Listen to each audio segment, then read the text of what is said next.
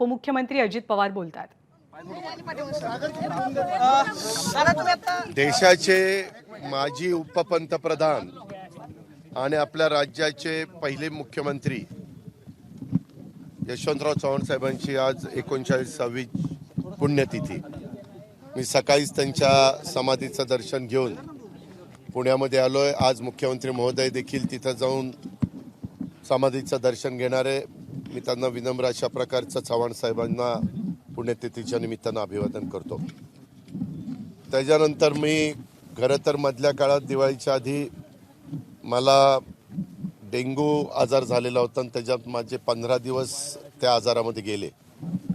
दुर्दैवाने त्यावेळेस मी कधी कधी टीव्ही बघायचो, पेपर वाचायचो, तर आजार राजकीय आजार आहे वगैरे मला नेहमीच वाईट वाटतं। मी नेहमी पत्रकार मित्रांना पण सांगतो, मी काही असला लेचापेचा माणूस नाहीये। जी माझी मतं असतात ती गेले 32 वर्ष मी स्पष्टपणे लोकांच्या समोर आपल्या समोर मांडत असतो। आणि असला राजकीय आजार बिजार असलं तर माझ्या स्वभावात नाही, रक्तामध्ये नाही। आणि कारण नसताना वेगवेगळ्या प्रकारच्या बातम्या मध्ये मी अमित भाईंना पण भेटायला गेलो होतो, तेव्हा पण तक्रार करायला गेले। तक्रार करणं माझ्या स्वभावात नाहीच आहे। शेवटी आपण काम करत असताना सर्वांना बरोबर घेऊन काम करायचं असतं। ती आपली संस्कृती आहे, ती आपली परंपरा आहे आणि ती पद्धती आपण पुढे चालवली पाहिजे। आणि त्या 15 दिवसाच्या काळामध्ये माझा स्वतःचा प्रयत्न आहे, आमच्या सरकारचा प्रयत्न आहे, मुख्यमंत्री उपमुख्यमंत्री सगळ्यांचा प्रयत्न आहे। राज्य सरकारचे मुंबईमध्ये, पुण्यामध्ये, अशी मोठी मोठी नागपूरमध्ये, संभाजीनगर असेल, नाशिक असेल, अशी विभागाची ठिकाणं अमरावती असेल, या बाबतीमध्ये भाड्याच्या जागेत कुठली ऑफिसेस नसावी ह्या मताशी मी ठाम आलेलो आहे। आणि त्याच्यामुळं आता स्वातंत्र्य मिळून किंवा महाराष्ट्राची निर्मिती होऊन 1960ला महाराष्ट्राची निर्मिती झाली, बरेच वर्ष झाले आणि त्याच्यात आता खूप बदल झालेले आहेत। पूर्वीच्या काळामध्ये आपण कुठं सरकारी ऑफिसेसमध्ये जाताना तिथलं चित्र वेगळं असायचं। आम्ही सगळ्यांनी लक्ष घातलं आणि आपलं विभागीय कार्यालय रेव्हेन्यूचं असेल, आपलं जिल्हाधिकारी कार्यालय असेल, आपली जिल्हा परिषद असेल, आपली जिल्हा बँक असेल, आपलं प्राधिकरणातली इमारत ग्रीन बिल्डिंग जी पिंपरी चिंचवडला केलेली असेल, किंवा आता नवीन पिंपरी चिंचवडची प्रशासकीय इमारत असेल, मध्ये पुणे महानगरपालिकेची ॲडिशनलची इमारत असेल, ह्या सगळ्या गोष्टी करत असताना आपल्याला उत्तम प्रकारचं कृषी भवन, सहकार भवन, कामगार भवन, शिक्षण भवन, शालेय शिक्षण, ह्या सगळ्या इमारती देखील किंवा सारथीची इमारत किंवा इतर कुठल्याही डिपार्टमेंटच्या इमारती ह्याही चांगल्या असाव्यात आणि त्या सरकारी जागेत असाव्यात, असा निश्चय आम्ही लोकांनी केला आणि त्या कामाला आम्ही लोक लागलेलो आहोत। आणि ती कामं बहुतेक सुरू झालेली आहे, काही ह्याच्यामध्ये आहेत, पाईपलाईनमध्ये आहेत की प्रोसिजर टेक्निकल सँक्शन किंवा टेंडर फायनल करणं वगैरे वगैरे। आणि ती चालू झाल्यानंतर आम्ही उद्याची 50 वर्ष डोळ्यासमोर ठेवून चांगल्या आर्किटेक्टकडनं त्याचे डिझाईन करून घेतले। तिथले ऑफिसर, मग आमचे सचिव असतील, आमचे आयुक्त असतील, आमचे कलेक्टर असतील, बाकीचे सगळे सहकारी असतील, यांनाही विश्वासात घेऊन बाबा तुमचं काय म्हणणं आहे, उद्याच्याला डिपार्टमेंटमध्ये आणखीन काही गोष्टी वाढल्या तर त्याचाही अंतर्भाव तिथं झाला पाहिजे।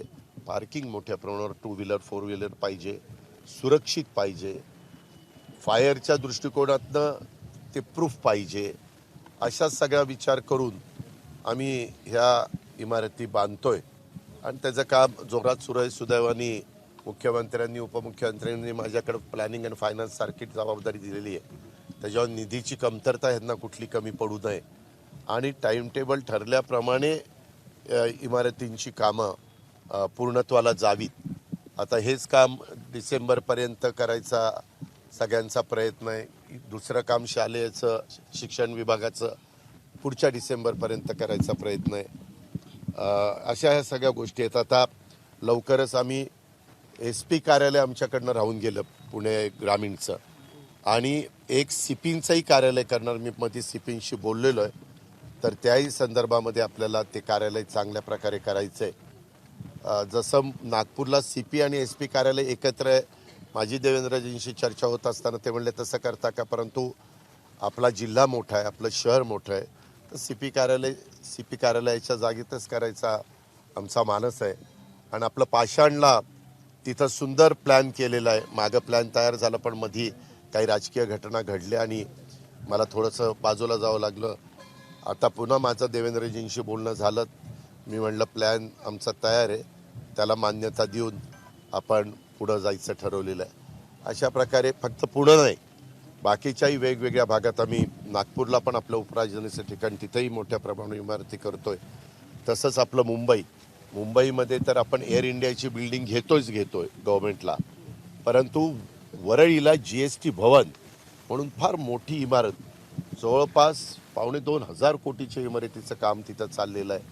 आणि देताना शापूरजी पालनजी, L&T अशा मोठ्या मोठ्या ज्या काही नावाजलेल्या कंपन्या आहेत आणि दर्जेदार काम करणारे कॉन्ट्रॅक्टर आहेत, अशांना देण्याचा आपला सगळ्यांचा प्रयत्न आहे.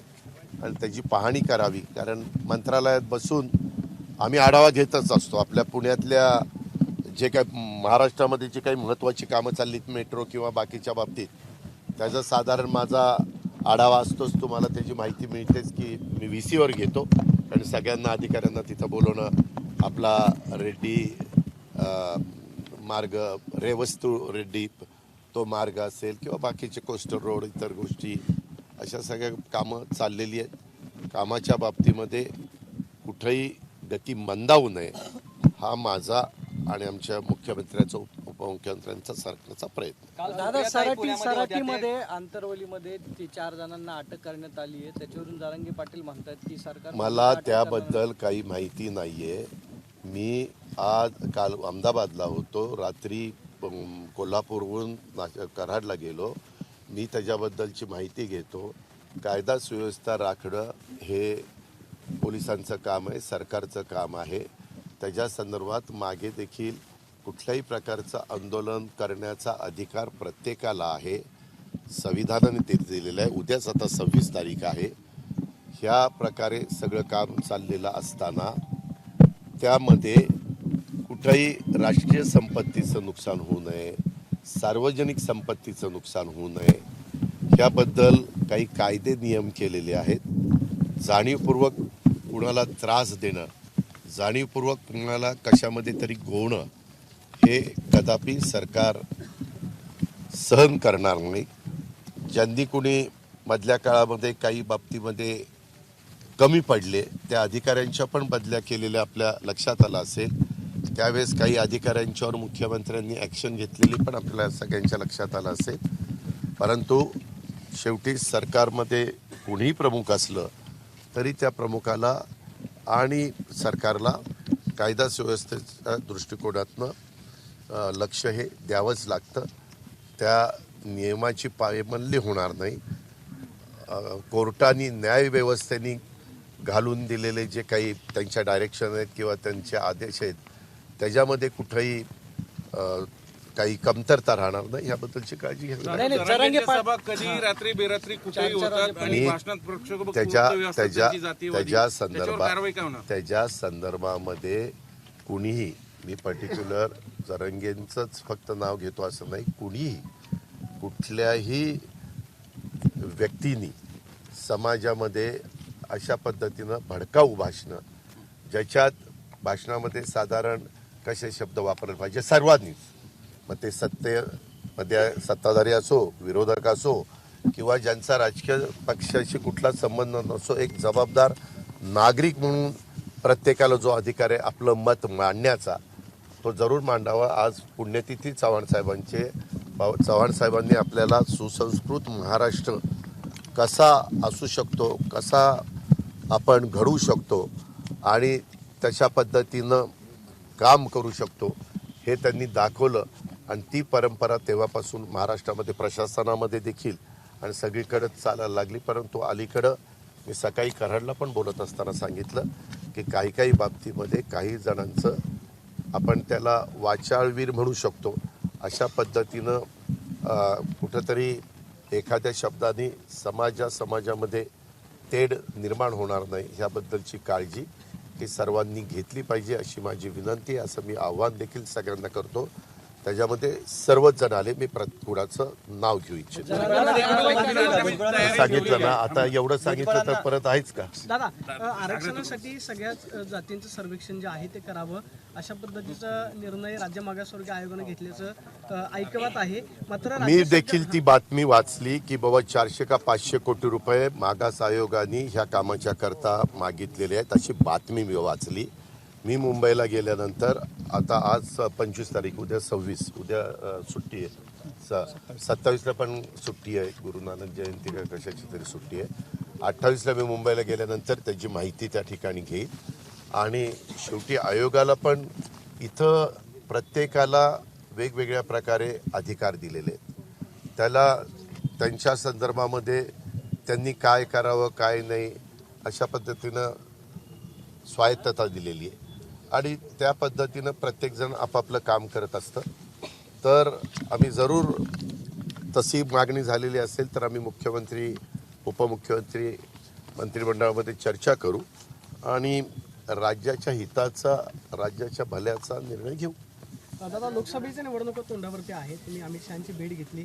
महायुती म्हणून तुम्ही किती जागावरती आता त्याबद्दल काहीही आमची चर्चा झाली नाही. इलेक्टिव्ह मेरिट, निवडून येण्याची क्षमता हे तपासून त्या बाबतीमध्ये आपण निर्णय घेणार आहोत. आम्ही तशा पद्धतीनं थोडी बहुत चर्चा केली, परंतु सध्या 4 राज्याच्या निवडणुका भारत देशामध्ये चाललेल्या आहेत. त्या निवडणुका आता अंतिम टप्प्यात आलेल्या आहेत. त्या झाल्यानंतर पुढे ह्याबद्दलची पुढच्या जे काही चर्चा करणं, निर्णय घेणं ते होती. साहेबांची पुण्यतिथी महाराष्ट्रात 900 आमदारांचं सरकार आहे, तरीही महाराष्ट्राचं नुकसान नाही, काही स्थिर सरकार नाही. त्यांना तुम्ही सांगितलं की साहेबांनी महाराष्ट्राला जे काही स्थिर सरकार नाही, कोण म्हणलं स्थिर सरकार नाही? कसं 200 आमदारांचा पाठिंबा असणारं सरकार स्थिर नाही असं कसं म्हणू? त्या आमदारांची सुनावणी वेगवेगळ्या कोर्टात चाललेली आहे. ते पक्ष एक मिनिट, मीच सांगतो, प्रत्येकाचं वेगवेगळं काम चाललेलं आहे. सरकारचं सरकारी काम चाललेलं आहे. त्याच्यामध्ये मुख्यमंत्री विकासाला महत्त्व देतात. अनेकदा कुणी काही त्यांच्याबद्दल बोललं तर ते म्हणतात की बाबा त्या गोष्टीला महत्त्व देता मी डेव्हलपमेंटला महत्त्व देऊन पुढं चाललेलो आहे. आणि मी आत्ताच तुम्हाला साधारण काय चाललेलं आहे हे सांगण्याचा प्रयत्न केलेला आहे.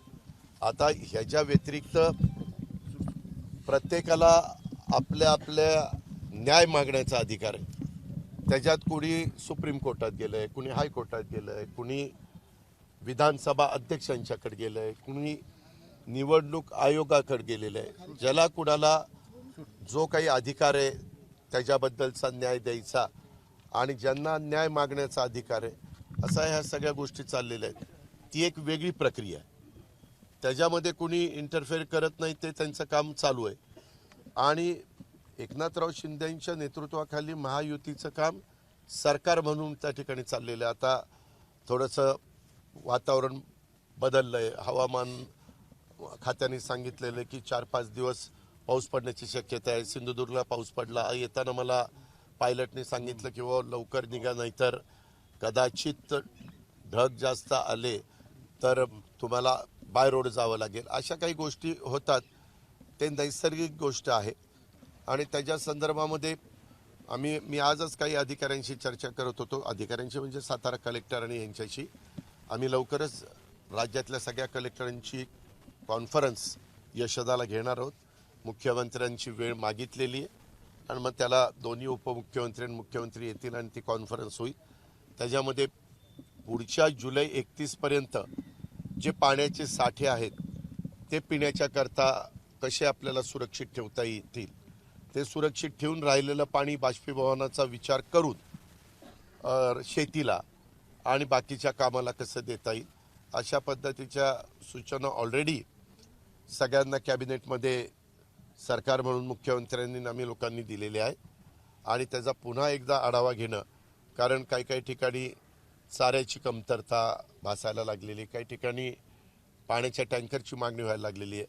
आता दुष्काळमध्ये 40 तालुक्यांमध्ये जाहीर केला. त्याच्यानंतर मदत पुनर्वसन मंत्र्यांच्या अध्यक्षतेखाली एक कमिटी असती.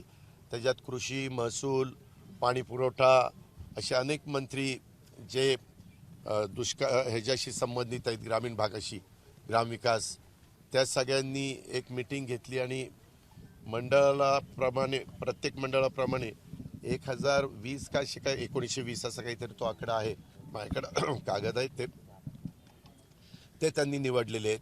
तिथं आपण दुष्काळ जाहीर, तिथं ते बाकीच्या बाबतीमध्ये दुष्काळ सदृश्य परिस्थिती आपण जाहीर केलेली आहे. दुष्काळ जाहीर झाल्यानंतर ज्या सवलती 40 तालुक्यांना मिळणार आहे तशाच प्रकारच्या सवलती ह्या सगळ्या मंडळांना देण्याच्या बद्दलचा पण निर्णय मदत पुनर्वसन मंत्र्यांच्या अध्यक्षतेखालच्या समितीनं त्या ठिकाणी घेतलेला आहे. अशा पद्धतीनं साधारण कामं चाललेली आहेत. आंतरवली गृहमंत्र्यांचं फेल्युअर आहे का? आता मला ऐका, मी बाहेर होतो, मला जेवढं माहिती होतं मी तुम्हाला सांगण्याचा प्रयत्न केलेला आहे.